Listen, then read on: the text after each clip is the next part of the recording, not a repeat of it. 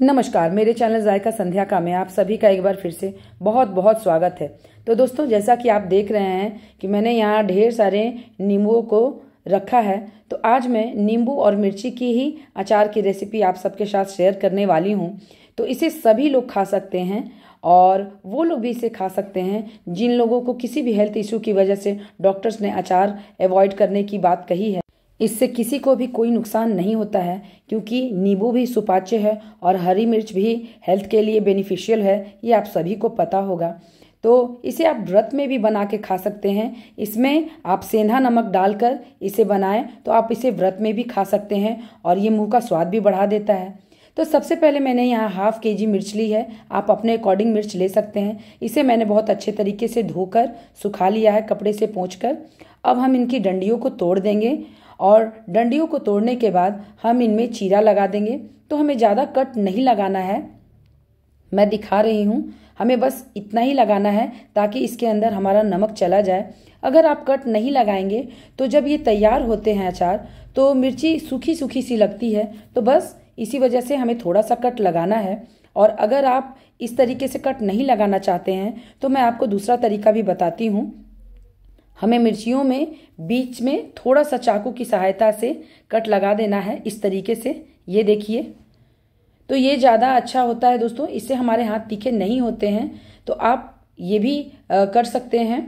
तो इस तरीके से हमें सारी मिर्चियों को कट लगा देना है। बस हमारा मोटिव ये होता है कि इसके अंदर तक नमक चला जाए। और इस तरीके से सारी मिर्चियों को कट लगाने के बाद अब हम अपने नींबुओं की तैयारी करेंगे। तो नींबुओं को भी मैं दो तरीके से भरने के लिए बताऊंगी। तो सबसे पहला तो है कि हमें इस हिस्से को काटना है, इसके पीछे वाले हिस्से को नहीं काटना है। और इस तरीके से चार भाग में हमें इसे, चार पार्ट में इसे हमें कट कर लेना है। और इस तरीके से हम सारे नींबुओं को कट कर लेंगे। और मैं इसका दूसरा तरीका भी बताऊंगी। और अगर आपको जो पसंद हो आप उस तरीके से इस अचार को बना सकते हैं। इसमें कोई भी ट्रिक नहीं है और बहुत ही आसानी से आप अपने घर की छत पर बैठकर, बालकनी में बैठकर इसे लगा सकते हैं।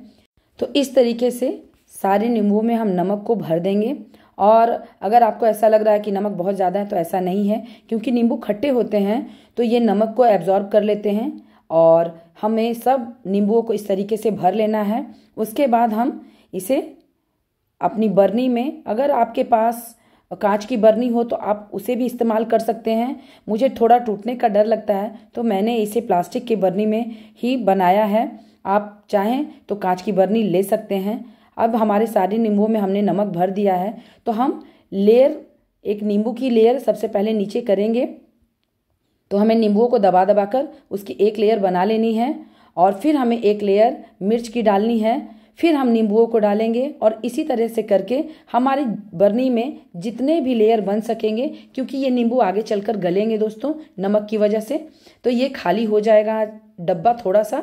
तो हम लोग इसी तरीके से दबा दबा कर सारी चीज़ों को लेयर बाय लेयर भर देंगे और ऊपर से नमक डाल देंगे। फिर यहाँ पे देखिए हमारे कुछ इस तरीके से तैयार हुए हैं। मैंने ऊपर से और भी नींबू इसमें डाल दिए थे ताकि हमारी जो मिर्च है उसके रस से अच्छे तरीके से पक जाए। फिर मैं यहाँ पे आपको दूसरा तरीका दिखा रही हूँ। तो इस तरीके से हमें 4 टुकड़ों में नींबुओं को डिवाइड कर लेना है। अगर आप वैसे ना चाहें तो आप ऐसे भी बना सकते हैं। तो देखिए मैंने एक नींबू के 4 टुकड़े कर लिए हैं। अब इसे भी हम सेम प्रोसेस से उसी तरीके से नमक डालकर अपनी बरनी में भर लेंगे। और इसमें हमें लेयर बनाने की ज़रूरत नहीं है, वो हमारे गोल नींबू थे तो उसे हमने लेयर बनाया था। इसे हम नमक में मिर्च और नींबू को कटोरे में मिलाकर भी अपनी बरनी में डाल सकते हैं। तो ये देखिए हमें नमक अच्छे तरीके से डालना है ताकि हमारे अचार को पकने में हेल्प हो। और इस तरीके से मैंने 2 डब्बों में अपने अचार को भरकर तैयार किया था। ये देखिए मेरे डब्बे कुछ इस तरीके से तैयार हुए हैं। फिर हम अपने डब्बों पर ढक्कन लगा के, चाहे आपकी कांच की बरनी हो या प्लास्टिक की, हम इसे अपने बालकोनी पर या छत पर 8 दिन के लिए कम से कम धूप लगने के लिए रख देंगे ताकि हमारे नींबू और मिर्च अच्छे तरीके से गल जाएं। अगर आप केवल नींबू का अचार लगाना चाहते हैं तो या तो आप इस तरीके से लगा सकते हैं या उन्हें 4 टुकड़ों में करके लगा सकते हैं। हमने इस अचार में किसी भी तरीके का तेल मसाला इस्तेमाल नहीं किया है, तो ये हेल्थ के लिए बहुत ही बेनिफिशियल है और इसे हर तरह के लोग खा सकते हैं। मैंने पहले भी बताया है वीडियो में। बनने के बाद ये कुछ इस तरीके का दिखता है। तो मैंने सोचा कि मैं आपके साथ इसे शेयर करूं। मैंने ये पिछले साल बनाया था। मेरे घर में ये सभी को बहुत पसंद है। एक के बजाय दो रोटियां खा लेते हैं। आपके यहाँ भी उम्मीद है ये सभी को बहुत पसंद आएगी।